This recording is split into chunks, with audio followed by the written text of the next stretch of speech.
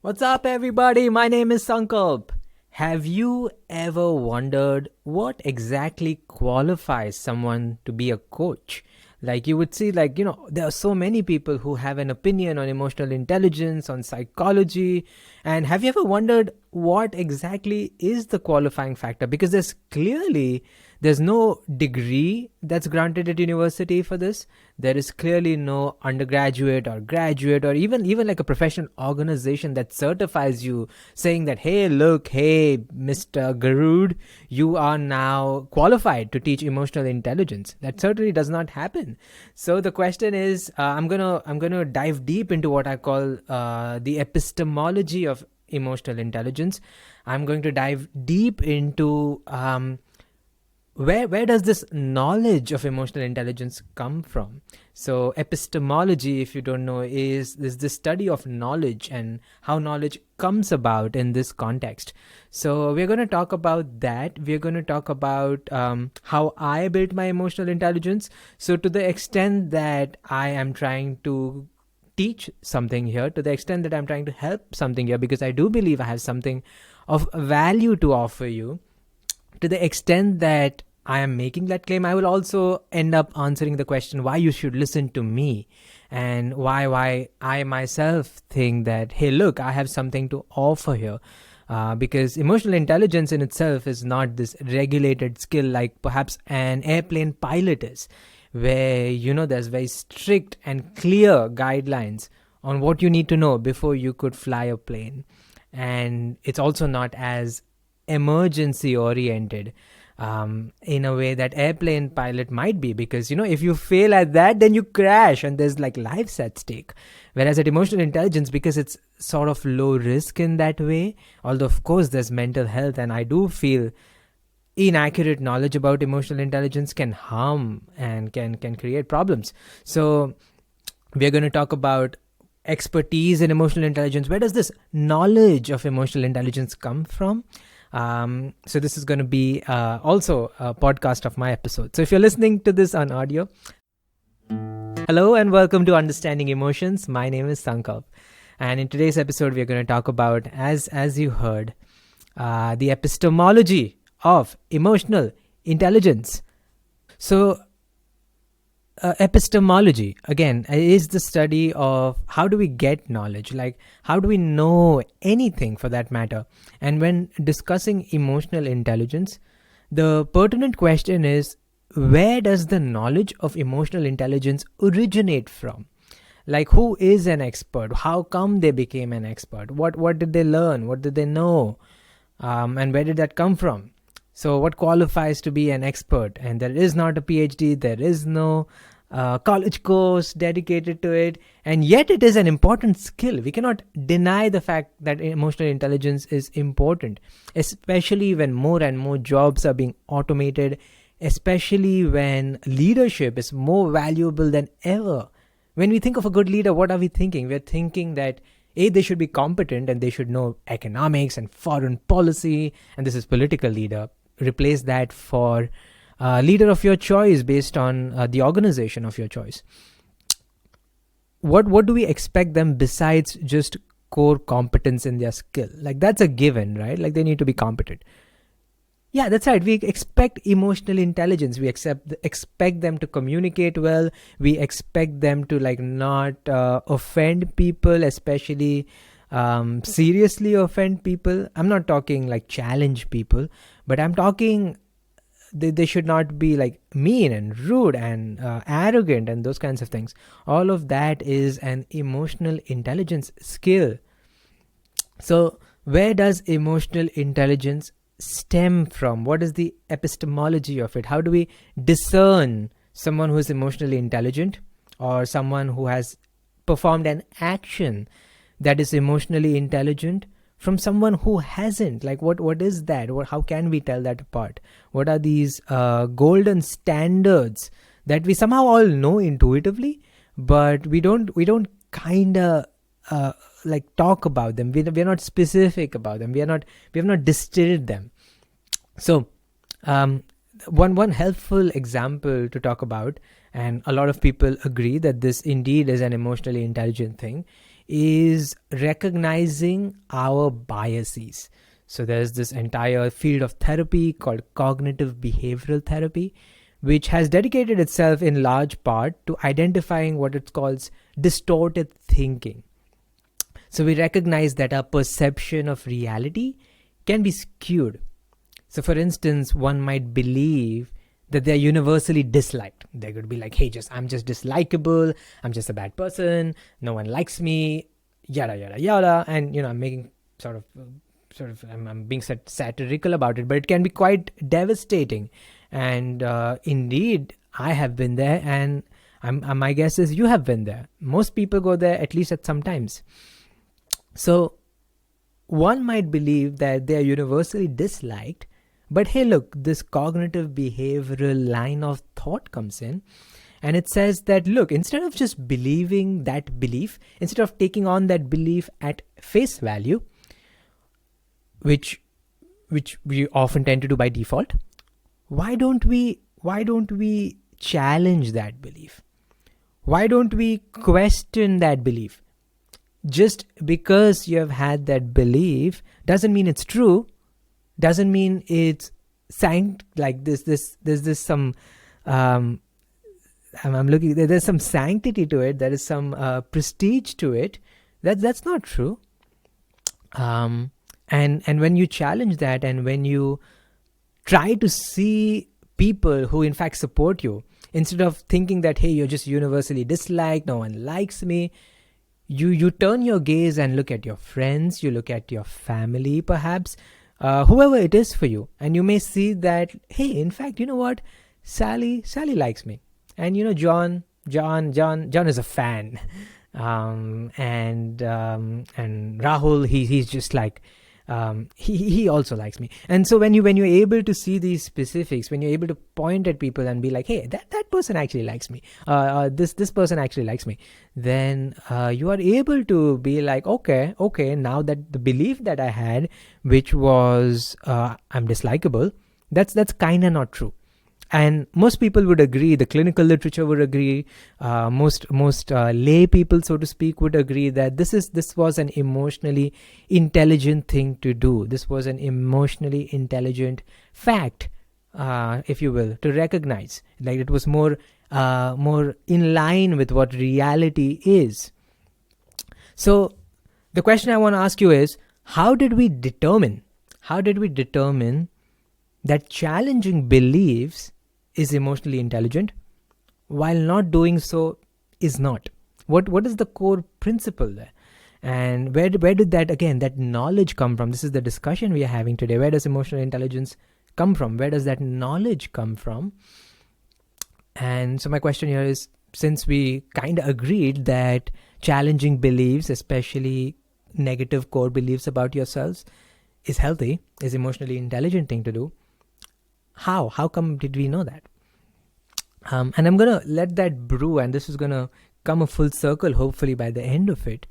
But for a moment, let's sidestep that specific question, and let's sidestep emotional intelligence altogether, for us to assist in our inquiry today, for us to assist in our deep dive today. By the way, if you're on YouTube, you're used to more superficial, so to speak, like quick, maybe not superficial, and point by point explanations. Give it a thumbs up, or let me know in the comments if you like this sort of a format where I'm more discursive, where I'm talking more to you. I'm thinking out loud in some ways, and I am going into nuances. I'm not assuming that you just like bullet point 1, bullet point 2, bullet point 3, which has its value. I acknowledge that. But I also enjoy this kind of a format because emotional intelligence is a deep topic. So let me know in the comments. And if you're on the podcast, I would deeply appreciate if you left a review, or if you came over to YouTube and saw some of those quicker videos, and maybe they will give you some pointers. Or if you're on Instagram, then just check out these different formats. The content is kind of similar, but also kind of not similar. And you will see I've sort of optimized the format from short, which is more Instagram and those kinds of things, to more longer YouTube, and then the podcast eventually. So this is more on the longer side of life. All right, so let's come back to it. And I was talking about, let's sidestep emotional intelligence altogether and contemplate how do we acquire knowledge generally? Where does knowledge come from? And no, I'm not going to go into specific philosophical definitions. I think there's value to it, but I'm going to try and be very practical here. So, historically, the most prevalent method of acquiring knowledge and the source of knowledge has been an appeal to divine authority. In other words, God. So we got our knowledge from God through divine texts, through the Bible, for example, through many holy texts that we know them to be today. And personally, my view is I respect all religions, and I feel all religious texts have a lot of wisdom in them. So I don't mean it to say like, whatever, we used to get it from God, now we have science. No, that's not the place I'm coming from. But it's just to clearly and plainly recognize that a lot of our knowledge historically came from divine authority. Like we believe something because God told us so, or this, and that has been the most prominent, historically speaking, source of knowledge.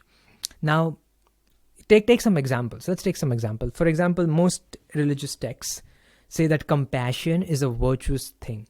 It's virtuous. Compassion is a virtue. And if you think about it, why? Most reasoning would go perhaps to say like God said so, the scripture said so. Now here's the problem with just rolling with that completely.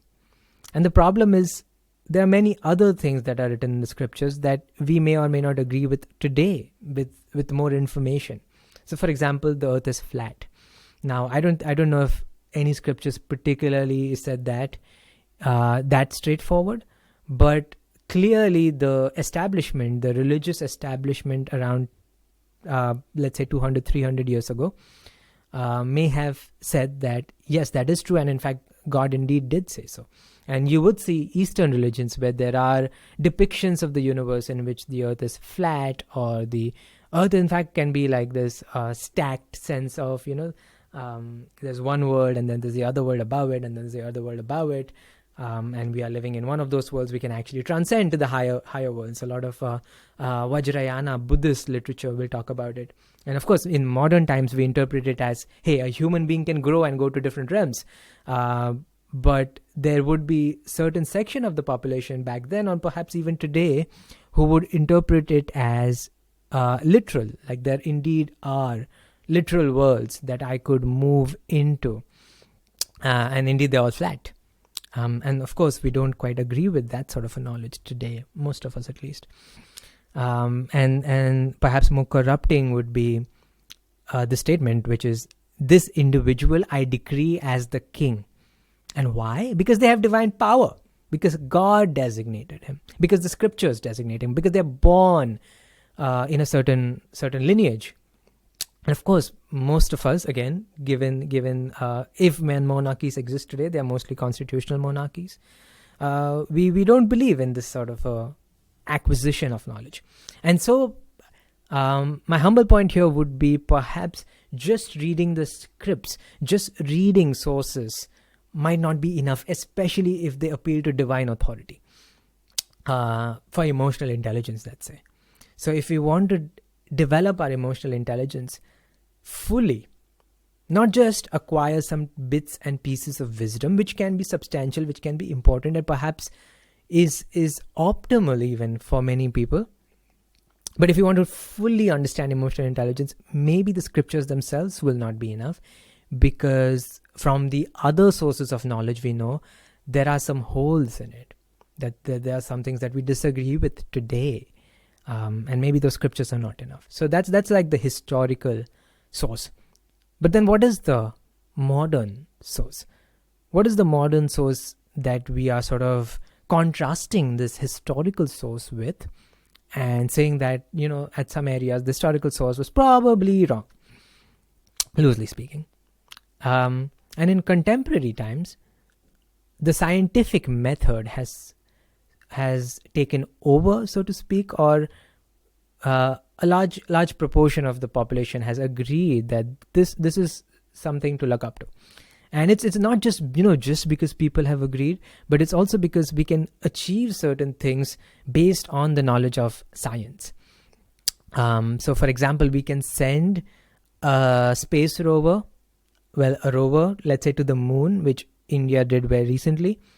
And that is premised on scientific knowledge. So it's not just some dudes sat in a room and they agreed that, look, we dispense with historical scriptures and now we adopt science.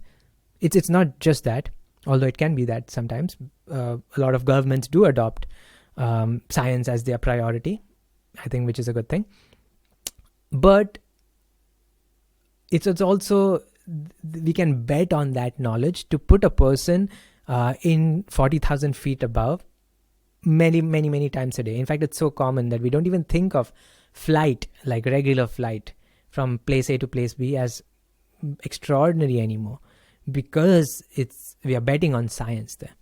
And when I say science, one thing to include here would be just reason more broadly, because science is just one branch of reason applied to the natural world mostly. So reason more broadly has been, I would say, the most reliable and discernible way of and the most reliable way of discerning truth. Thanks to this method, we can fly globally, we can edit DNA, and we can stay insulated in like frigid temperatures. Like, that's quite miraculous if you think about it. It's quite extraordinary, isn't it?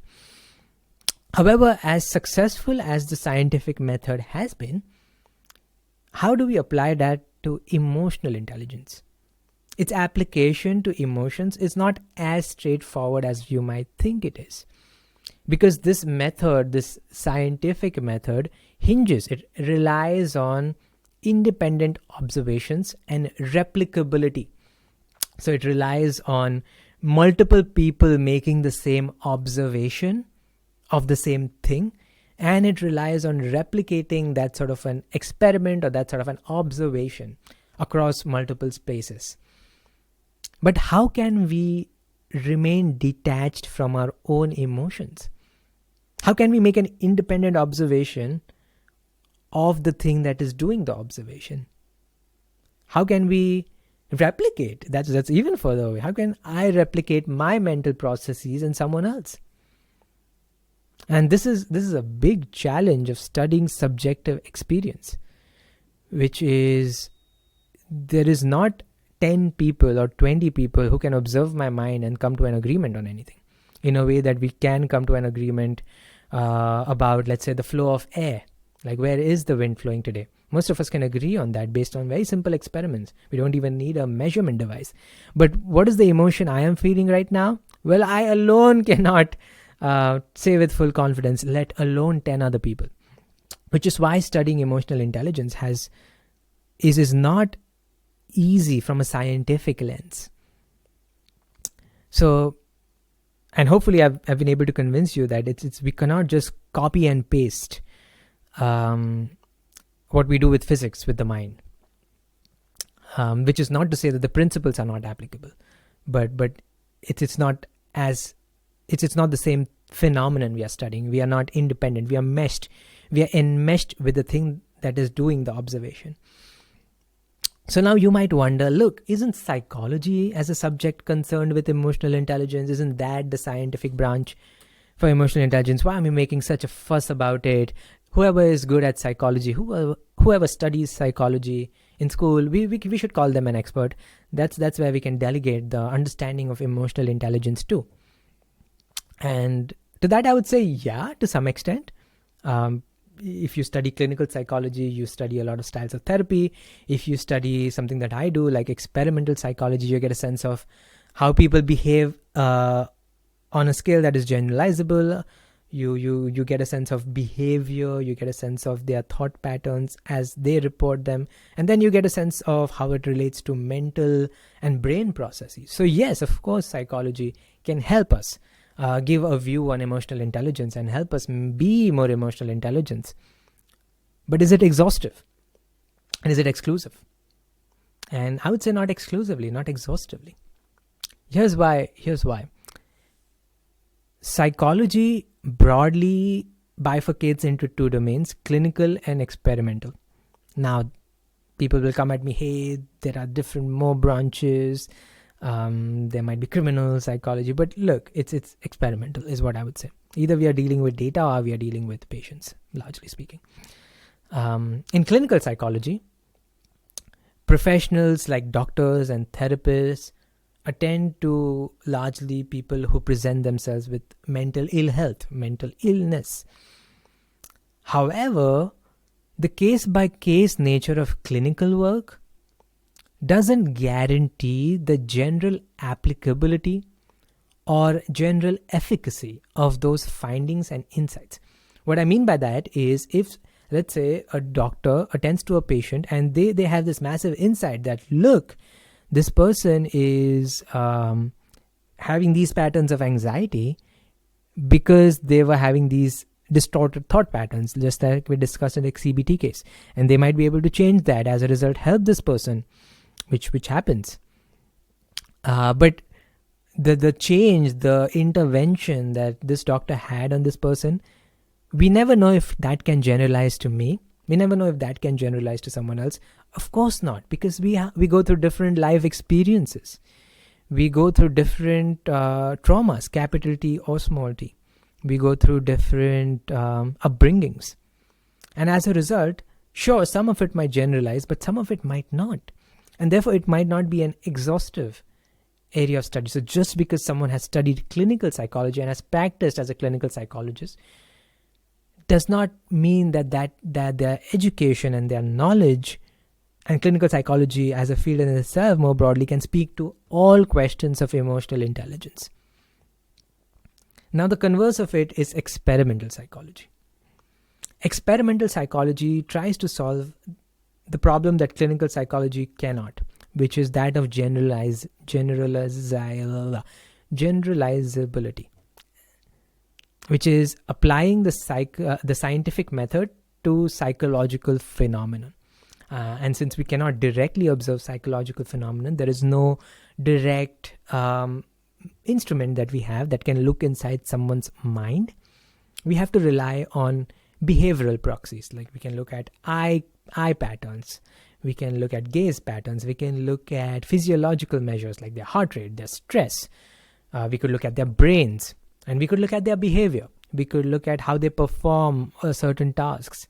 Like Facebook and Instagram, for example, has the richest set of knowledge on mental health right now. Like, the data that they have is unparalleled. Of course, all of it is behind closed doors, so we don't have any insights that come from it.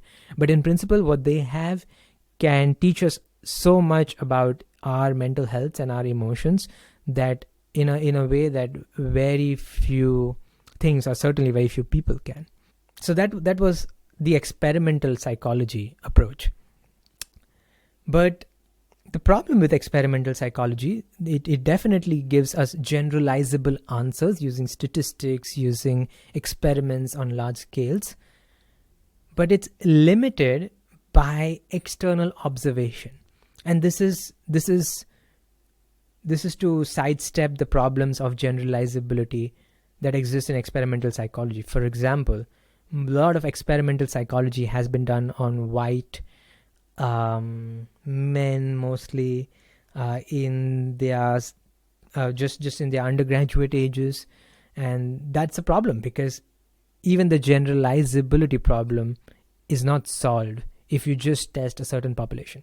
And of course, then there's cultural psychology that tries to bridge that gap.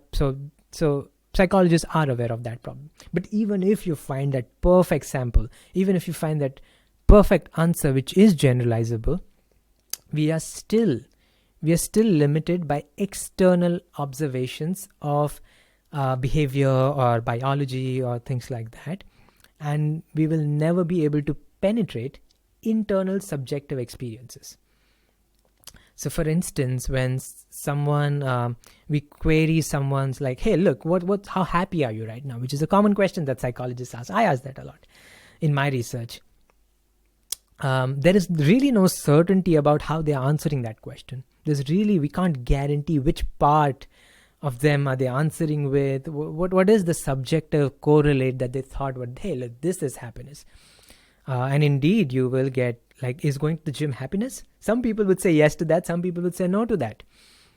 So that would be a fundamental limitation of having this external look at behavior and external look at biology.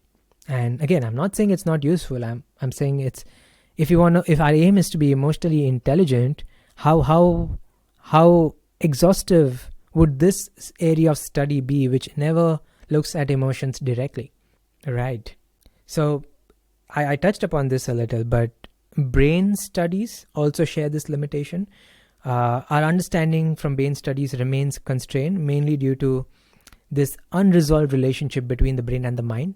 So we don't really understand how the brain and mind are interlinked. Is the brain giving rise to the mind, or is it the other way around? Most natural scientists would take the view of the brain giving rise to the mind, the so-called epiphenomenon argument.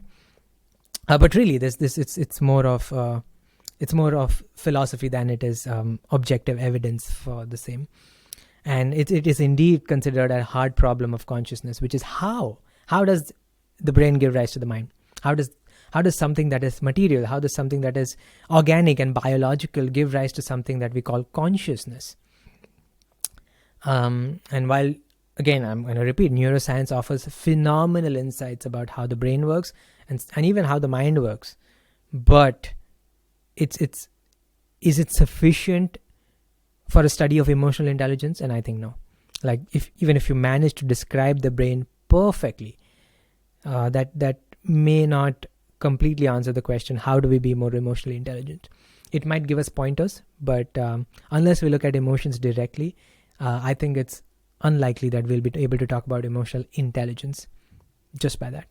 All right, so now we have exhausted divine authority and we have exhausted science or reason more broadly.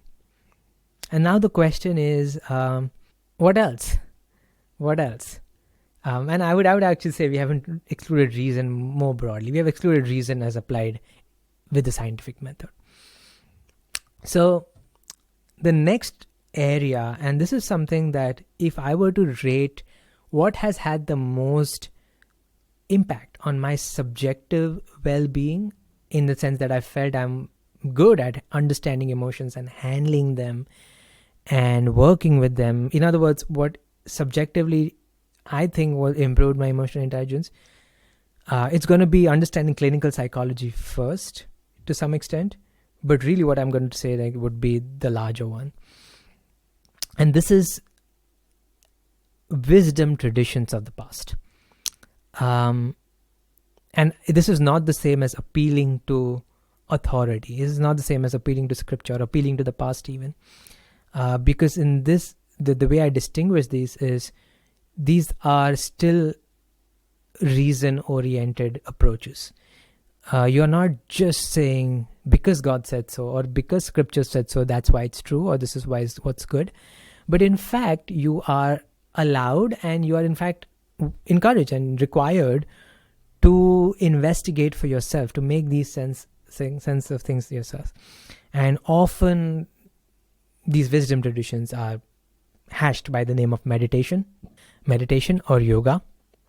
And when practiced diligently, meditation serves, the more I've thought about it, I've spent around 8 or 9 years almost meditating more or less daily. What I've found is, when practiced diligently, meditation serves as an introspective scientific method. It serves as an introspective observation. You're collecting data essentially, and I think that's the true purpose of meditation, especially the kind if you want to develop emotional intelligence or wisdom. A lot of pop culture advocates meditation as a stress ball. It thinks that if you meditate a little bit, let's say you meditate 5 minutes a day, just breathe in and breathe out and life will be good. And sure, sometimes meditation can help with reducing stress. Sometimes it can help with just winding down, but sometimes it can't. And I think really the core purpose of meditation, if you want to develop emotional intelligence, is to carefully observe the mind, is to carefully, like a scientist, observe the mind, which is why you might have heard You might have heard people call the Buddha as the first psychologist, the first scientist. And if you take this view, it makes sense to me. So it's no coincidence that numerous theories about happiness, wisdom, and the workings of the mind originate from the Eastern meditation, those kinds of tradition. By no means am I saying this is complete either. And, it has the same problems that introspection will have, which is lack of generalizability. But I know Sam Harris, this public intellectual, I suppose, said that while the West might mock Eastern medicinal practices, which rightly so, a lot of modern medicine largely relies on the West's prowess, especially in accidents and emergency care. When it comes to psychology, the West often falls short. As he likes to say, the arrow of embarrassment falls towards the West when we talk about wisdom, when we talk about emotional intelligence. Meditation and robust introspection come the closest when it comes to direct emotional observation. This is the straight line between emotional intelligence and what you could study, which is to say that if I were to recommend just one single method, which I do not, but if I were to just recommend one single method that you do in order to be emotionally intelligent, I would recommend meditation and introspective awareness and introspective intelligence coming from it. And again, this is with the intention of day-to-day emotional intelligence. This may or may not make you the most smartest about talking about psychology in debates, but it might just help you live a more calmer, more peaceful, more graceful life. And again, there is no reason to select one method. And of course, I want to repeat I'm not saying this is a panacea. I'm not saying this is a cure-all. I'm not saying everyone should just meditate and that will solve all our problems. Of course not. So introspection is fallible for sure. And we all have biases and we have blind spots that might distort our observations, which is why we need that external eye also. We need that person to tell us about our weaknesses. That's why there is an opposition to every party in a more political context. So we need to set up systems, whether be it within ourselves internally or with people who will be able to help us point our biases and blind spots. And so there's certainly an epistemic humility that we need to have when studying emotional intelligence through meditation or something else. So I want to wrap this podcast. So I've surveyed the few key methods which is associated with emotional intelligence. And I want to wrap this by saying, and talking about the original question. So where does the knowledge of emotional intelligence come from? And more practically, if we think about someone as emotional intelligence, or if we ourselves want to develop emotional intelligence, who do we go to? And what do we study? And how do we trust that knowledge? And if it's my answer to that question, the way I've lived my life as someone who wanted to master emotional intelligence, as someone who wanted to be an expert at this and still continues on that journey, is to study them all. And study them all, at least in my case, to a depth that's unprecedented. Like the psychologists I work with, brilliant scientists at Oxford, haven't had even an iota of experience I might have had with meditation and introspection. And the meditation gurus, so to speak, may have no clue about how the brain works. And then neither of them might be concerned with clinical or reading literature about therapy and taking therapy themselves, or learning how to administer therapy. And my approach has been to study everything at a depth, to truly understand emotional intelligence from various perspectives. And what I found is that the more I studied it from multiple perspectives, the more I began to see patterns, and the more confident I became in what's true. The more I not only could I see it in my life by applying the principles on my own mind, but I could see that in others now. Now I could see it on a larger experimental data scale. And I think truly an expert at emotional intelligence can handle the mind through various lenses. They are not limited to one lens. And there is that epistemic humility that it's hard to know. We have our blind spots, we have our biases. And at least personally, I try to keep that in mind. and understand emotions in that way. Now, that is of course not to say not to have certainty. Like if I believe in something that I truly think of my 9-10 years of studying emotional intelligence is what's helpful, it's not emotionally healthy, then it also I also need to have the courage to say that with certainty. And distinguishing what is the two is the real wisdom, right? Where am I fallible and where do I need to learn more versus where do I need to be more certain? And as the nice person, it's very likely that what I need to be confident about, I'm like more defensive about, and that happens all the time. So it's a bit of an aside. So in what I have done, and if I were to answer this question of why you should listen to me, is I've tried to maximize and devote my life to studying these areas in all their forms.